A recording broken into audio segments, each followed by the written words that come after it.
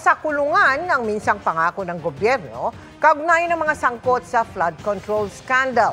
Ngayon, nagtakda ng sariling deadline ng ombudsman para maipakulong ang mga mambabatas na sangkot. Kung kailan, sa pagtutok ni Salima Refran. Please welcome. Para kay Ombudsman Jesus Crispin Remulla, dapat lang na mapanagot ang mga tiwali. Pero may mas malalim pang dapat gawin. Corruption kills. Not metaphorically, but literally. Our national conversation cannot stop at accountability. Accountability is mandatory, but it is not enough. Sa kanyang talumpati sa pagdiriwang ng Ombudsman ng International Anti-Corruption Day, sinabi ni Remulla na dapat magtakda ng mga reforma sa sistema para masigurong hindi na mangyayari ang korupsyon. We must confront the harder task, fixing the systems that allowed corruption to take root, strengthening the rules that were too weak, and redesigning processes that failed the people. We must move past asking who is at fault and demand what must change.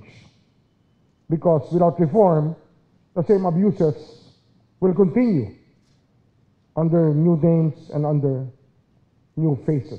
Sa Office of the Ombudsman, magpapatupad daw sila ng modernization gaya ng pagkakaroon ng fully digital database. Kaugnay naman sa paghahabol sa mga nasa likod na maanumalyang flood control projects, nagtakda noon ang Ombudsman ng sariling deadline na December 15 para sa pagpapakulong ng malalaking isda o mga senador at kongresista.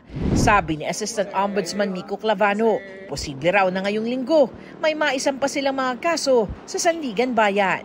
It's possible, but we go with the strength of the cases.